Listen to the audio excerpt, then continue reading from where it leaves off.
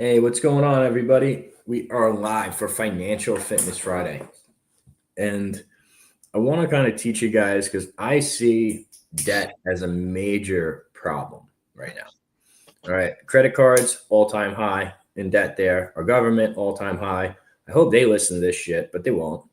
So I'm going to teach you guys how to get out of debt. And unfortunately, I've seen it more and more with our clients too.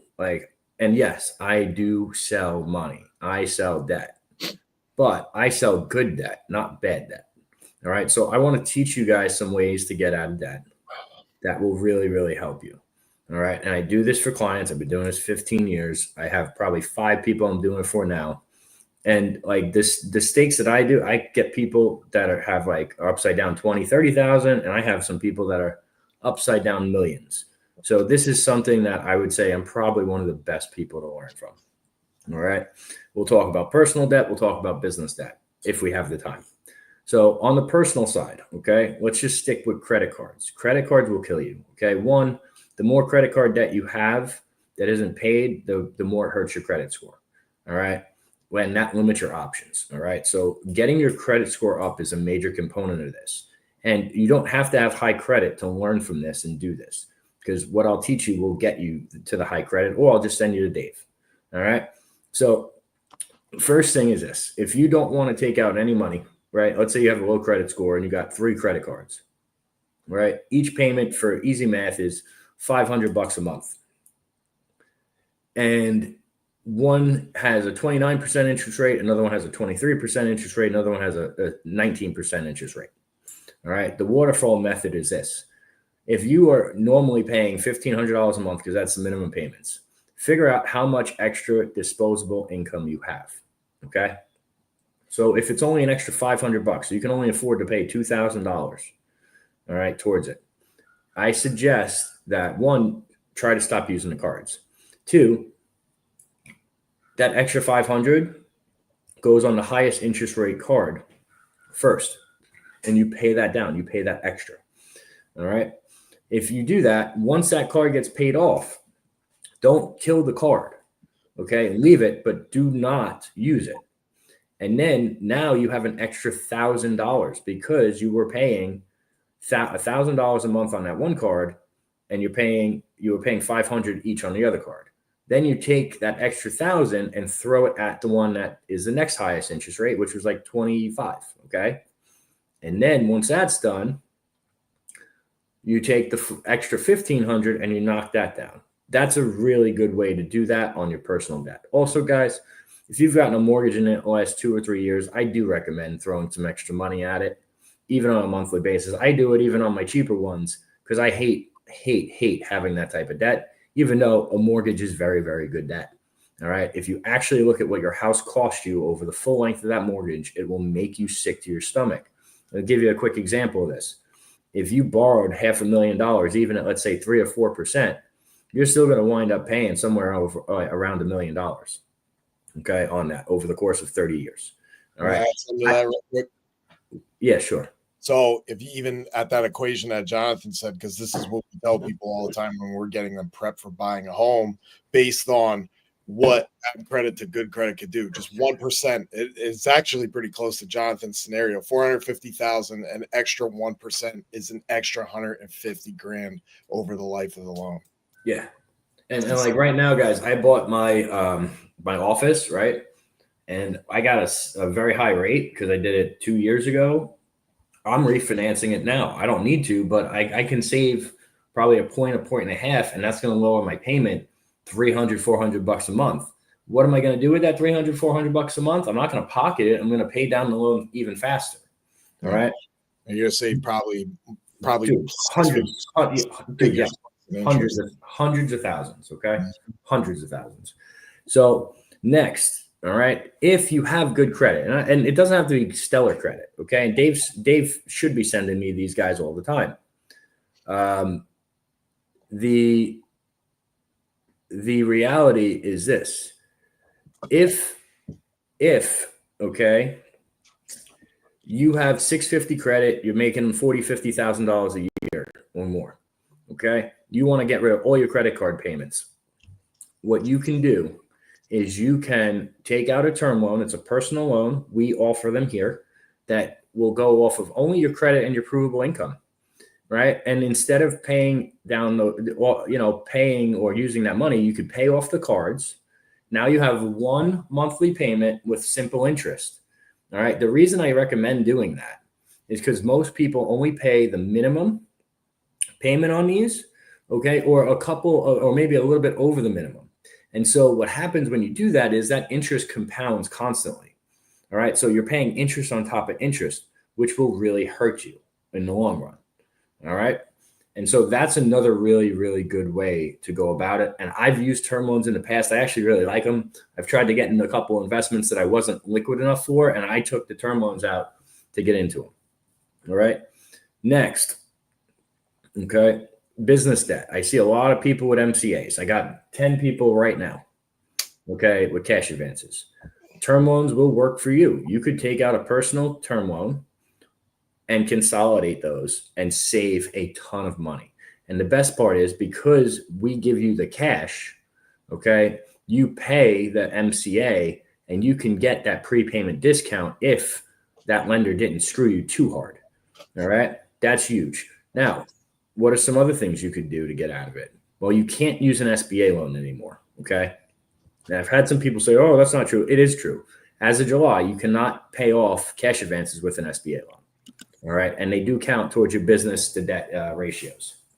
Next, if you have old assets, this is a trick I do all the time.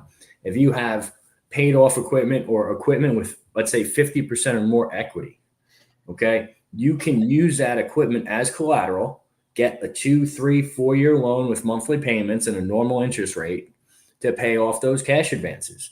And by the way, guys, that works really, really, really well. I do it all the time. I have 3 of them going right now. All right.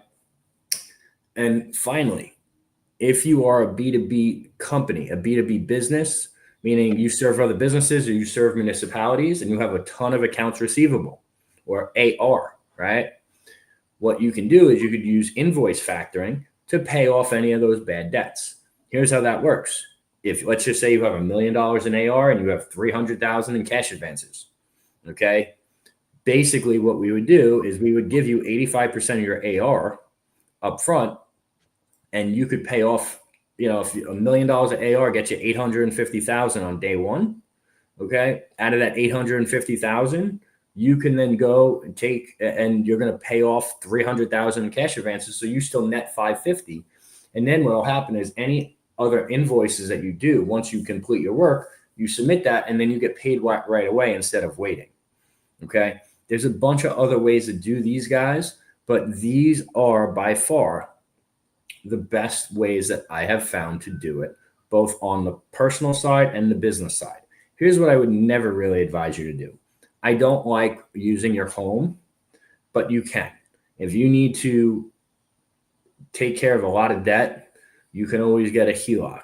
I don't personally recommend it to anybody unless it's a really, really tight and bad situation that they use their home as collateral for something on their business. Okay. The only time I will do that is if I think that the business is going to go under and there's really no other viable solution. All right. And by the way, guys, that's happened. I've had 3 clients I've had to do that with over 15 years. I don't love it, but it is a much cheaper and better option. However, what I always tell those clients is make sure that as soon as you can, okay, you refinance it or you pay that off. And here's why, guys. Business fluctuates. All right. I'm going to be one of the only guys that is going to tell you this. Business goes up, business goes down. Okay. Business is a contact fucking sport. It is probably one of the hardest things that you can do. Day in, day out, you have to improve. Day in, day out, your team has to improve. You have to consistently be better than you were yesterday. All right. Most people aren't built for that grind and that slog. All right. And so what happens is you sometimes you get burnt out. Okay. Sometimes you have a couple bad months. The last thing you need to add to the stress is defaulting on the home that you live in with your family. All right. And I'm one of the only debt guys that are going to tell you that. Why? Because I actually care. I actually want to see you guys really win. and I know what the stress is like. All right, Dave, what else you got, bud? Yeah. Wait, you see the comment? Rick is thanking you for something. Rick, speaking with Amanda, such situation. I appreciate you taking the time for the conversation. Yeah, Rick, your daughter's awesome, man. Thank you for sending her over. I appreciate it. And they should be all right. As long as they run the play, it'll be good. But yeah, let's talk about that. Speaking of Rick, like we're talking about guys, none of this really happens without the credit side, right? It really doesn't. I mean, could you if it's really bad, right, Jonathan? I'm probably assuming yes, but it's going to be I figure it out. But it's probably going to be pretty expensive on the interest side, right? Yeah, 100%. Right. So let's talk about a couple things real quick because I'm seeing people come through a lot, man, with bad credit, right? And trying to either weigh in over their head. The credit's always the first thing, man. Like they can't. It's really bad. But here's what I want to stress, right? Don't close your cards. If you are in a good situation and it's just debt, okay? Don't close any of your cards. A lot of people start paying stuff off and then they want to close their cards. If you start closing your cards, you're going to go backwards. Okay. You're going to lose that age of history. You're going to lose the payment history. And then you're losing that credit utilization piece, right? So for 30%, you got 10 cards, say they're 10 grand a piece, $100,000, you lose one. Now you're down to 90. So every time you have that utilization, man, and you got to put something on there, your scoring buffers less. That's the first thing.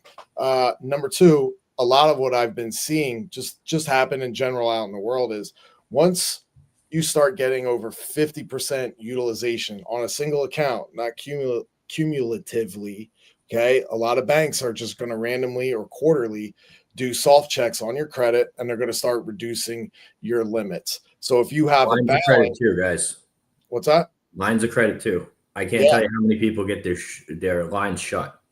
Yeah, man. You get a $25,000 credit card limit. You got a $3,000 balance, but you have these cards over here. They might be maxed out for not even that much, maybe $2,000. You got a small line that's almost maxed out. It's all automated, right? It's all automated from a computer. So when they see that, hey, we don't care. It's the math. We're going to drop it. So usually it's usually about 40-50% over your limits. They're going to start dropping it. And say that 25 grand I just said, they'll drop it to about $500 over for what you owe.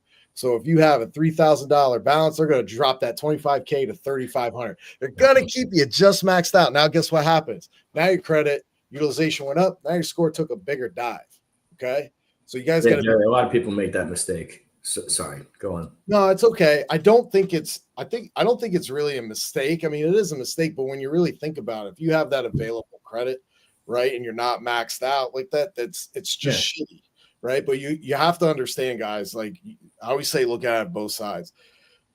I see people's point of view, but you also have to understand the bank's point of view from a risk assessment. You know, with credit card debt at almost 1.3 trillion, basically, right? They're trying to prevent a problem. They're trying to prevent it from getting worse. They made the problem. Okay? They did. They made the problem. They gave way too much credit, way too fast. They told everyone to go wild, and our culture says spend, spend, spend. Okay, that's the reality of the situation. The other thing is this. Okay, I'll ask you this question because I'm firm on this. Is credit a scam? Yeah, 100%. Good. Okay. I'm the only, and I tell this to people all the time, I'm the guy in the credit industry that I'm anti-credit. I'll tell you bullshit scams that people do. Yep. I don't like the shit that the banks do. Mm-hmm. And I don't like kind of how the merchant system works to where it's just a money racket. And it's the consumer takes the brunt of it, man. I agree 100%. And here's the thing. We didn't make the rules. Okay. But that doesn't mean you get to opt out of the game. Okay. Right. That's the reality of the situation. You do not have a choice. So you can either learn the rules, learn how to make them work for you, or you can struggle. We all deal with the same BS. We all deal with the same rules. Okay. Just some of us learn how to operate within those rules a little bit better.